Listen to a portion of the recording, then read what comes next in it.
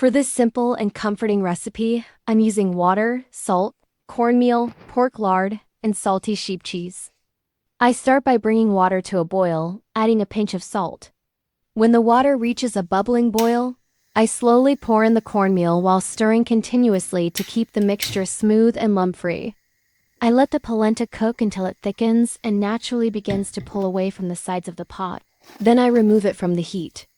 In a glass bowl, I crumble a generous layer of salty sheep cheese as finely as possible. Over this, I add a layer of hot polenta, spreading it evenly with a spoon lightly coated in pork lard for extra flavor and smooth texture.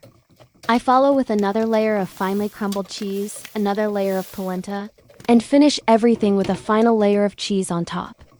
The heat from the polenta gently melts the cheese, creating a simple, rustic, and satisfying cheap quick meal.